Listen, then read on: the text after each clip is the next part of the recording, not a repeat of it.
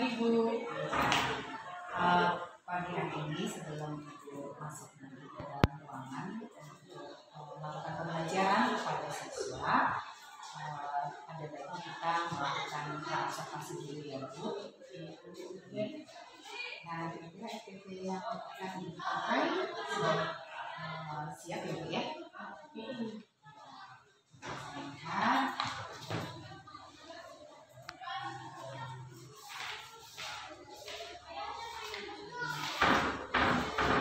bagus ya. Baik, kalau begitu mau saya tanyakan ini ya,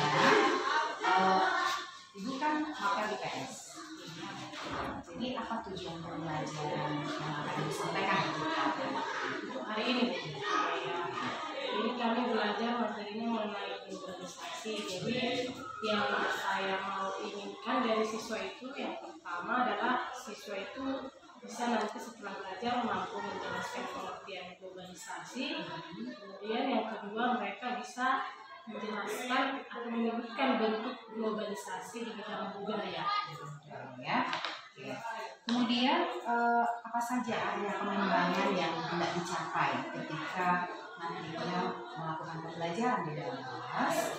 Apa kira-kira area pengembangan yang hendak dicapai kepada hari kita ini?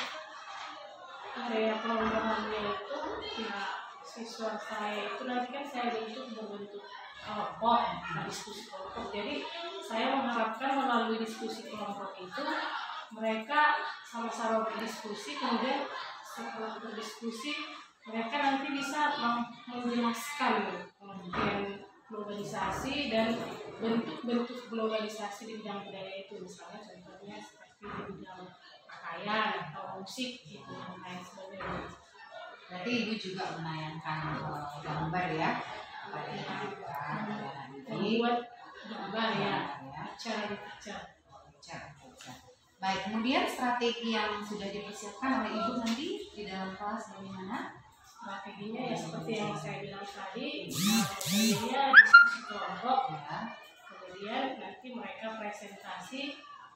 Dari presentasi itu kita bisa melihat kemampuan mereka dalam memahami apa yang telah mereka diskusikan. Begitu ya. Lihat dari PPT yang sudah Ibu susun, dan ini juga bisa menjawab nanti apa yang menjadi tujuan pembelajaran yang bisa kita sampaikan juga kepada anak-anak Ibu, karena bukan hanya kita yang tahu tujuan pembelajarannya, tetapi juga siswa pun mengetahui, sehingga mereka punya menjawab, oh ternyata kami memiliki tanggung jawab untuk memahami dan juga bisa menjelaskan tentang globalisasi. Oke, terima kasih Bu Esra untuk percakapan kita pada praobservasi ini. Kalau nanti waktunya Ibu mengajar di dalam kelas, saya juga akan mencoba masuk ya ke dalam kelas, melihat Ibu melakukan pembelajaran pada hari ini. Semoga berhasil ya Bu ya. Oke, selamat pagi. Semuanya, selamat pagi semuanya. Pagi Bu. Apa kabar hari ini?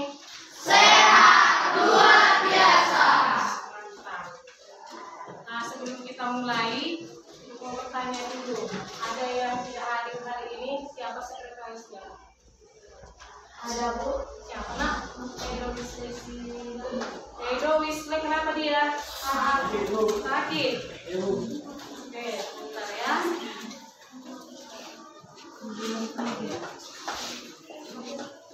Ada lagi?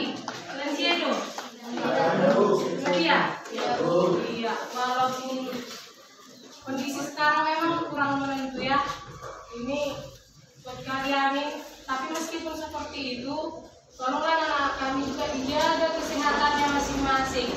Kalian minum air putih, makan makanan yang bergizi supaya sehat, supaya bisa ke sekolah dengan semangat. Oke ya? Ya. Jadi sebelum kita mulai pembelajaran kita hari ini, kita berdoa terlebih dahulu. Berdoa dimulai.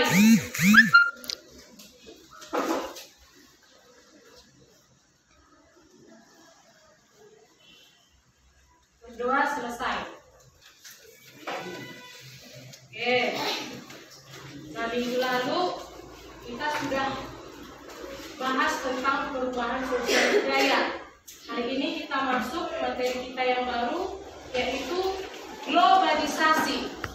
Nah, sebelum kita masuk ke globalisasi atau penjelasannya, kita penyegaran dulu. Ya, penyegaran. Sekaligus bisa juga ini sebagai literasi sosial.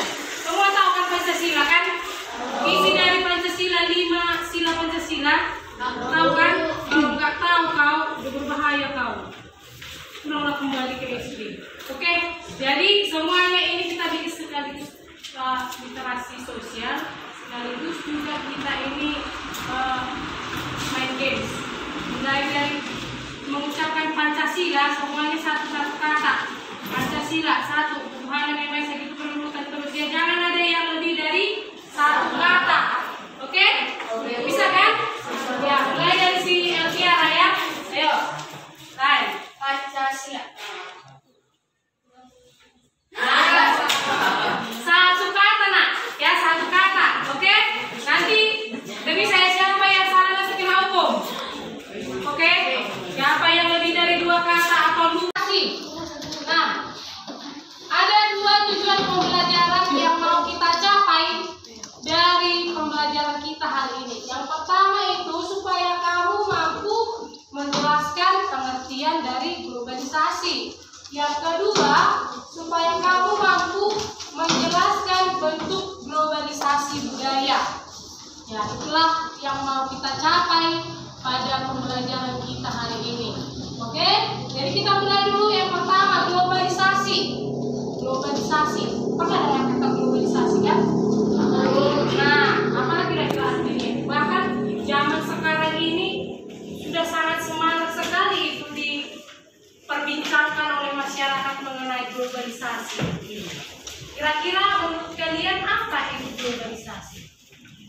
Coba. Ada yang bisa? Ya, kita buka bukunya di halaman 115 globalisasi. Oke. Apa kira-kira pengertian globalisasi? Globalisasi adalah suatu proses sosial yang di dalamnya kendala geografi terhadap pengaturan sosial dan budaya yang menjadi struktur dan sosial dari semakin sadar dan membawa kemudian bentuk yang semakin sulit. Iya, itu bahasa buku kan. Maksud ibu pemahaman kalian tentang yang dibicarakan oleh orang-orang sekarang mengenai globalisasi. Apa lagi kira-kira? Tentang apa lagi? Ada yang bisa menyampaikan? Nah, kalau globalisasi itu asal katanya dulu kita lihat ya, globalisasi berasal dari bahasa Inggris, globalization. Ini dari dua kata, yaitu global atau globe. Tahu globe?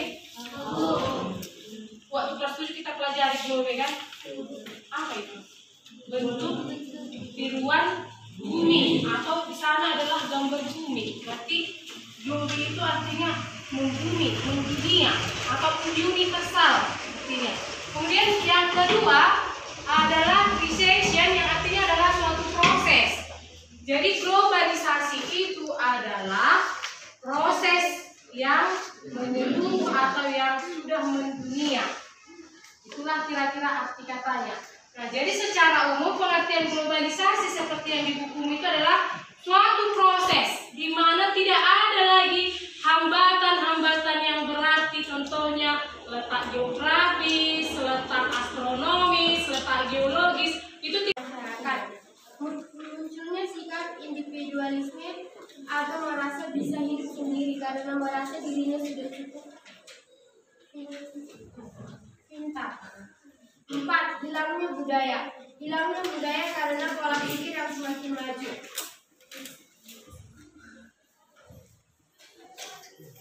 Terdapat beberapa cara untuk mengatasi dampak globalisasi kebudayaan. 1. Mengenali dan mengembangkan nilai budaya Indonesia.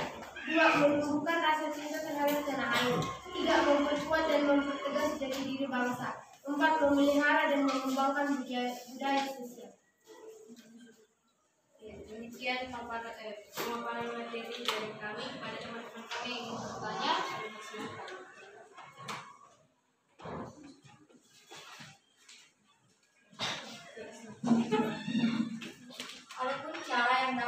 lakukan untuk menghadapi globalisasi di bidang budaya adalah adapun cara yang dapat dilakukan untuk menghadapi globalisasi di bidang budaya adalah bisa dihadapi dengan cara mengenali dan mengembangkan nilai budaya Indonesia, menumbuhkan rasa cinta terhadap tanah air, memperkuat dan mempertegas jati diri bangsa, memelihara dan mengembangkan budaya nasional. jawaban Anda kurang memuaskan. Boleh saya bacakan jawaban saya? Menyaring setiap budaya asing yang masuk ke Indonesia untuk kemudian didapatkan dan digunakan bersama-sama. Mempromosikan budaya asli Indonesia ke kancah internasional untuk menumbuhkan rasa cinta budaya Indonesia. Menyukai dan menggunakan produk-produk asli Indonesia. Memperkuat persatuan dan kesatuan antar warga Indonesia yang memiliki budaya beragam untuk bersatu melindungi budaya asli Indonesia agar tidak luntur terbawa arus globalisasi juga tidak hilang karena diklaim negara lain. Memanfaatkan setiap budaya Indonesia serta memultiplikasikannya agar tetap terjaga dan menjadikan masyarakat Indonesia bangga memilikinya. Berpegang teguh pada nilai-nilai religius, spiritual dan mendukung rasa dan kebinekaan agar Indonesia tetap terjaga dengan budayanya. Meningkatkan kualitas nilai keimanan dan moralitas masyarakat.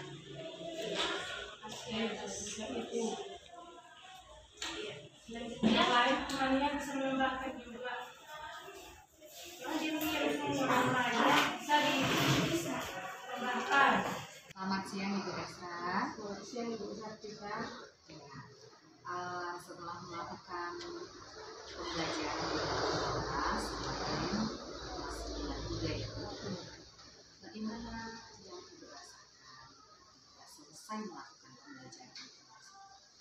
Oh, yang saya rasakannya, saya merasa setelah saya keluar dari kelas itu, sepertinya masih ada yang kurang gitu, yang dari yang apa yang sudah saya sampaikan, kayaknya saya tidak merasa puas keluar dari kelas itu.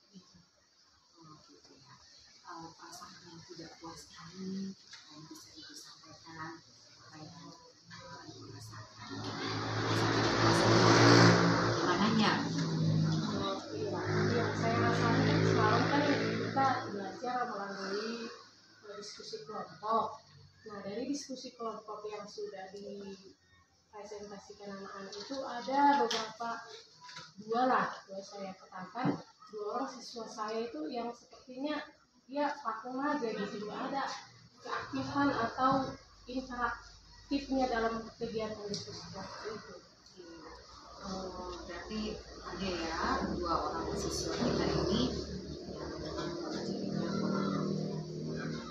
orang aktif dalam pembelajaran ya, sehingga itu sudah mengupayakan supaya semuanya terlibat, semuanya aktif, kemudian sesuai dengan tujuan pembelajaran yang diharapkan gitu ya Bu. Nah, apa kira-kira nih Bu yang menjadi hambatan bagi Ibu? Kenapa sih anak tadi itu tidak ini gitu, tidak aktif ya, atau tidak berminat dalam pembelajaran tersebut?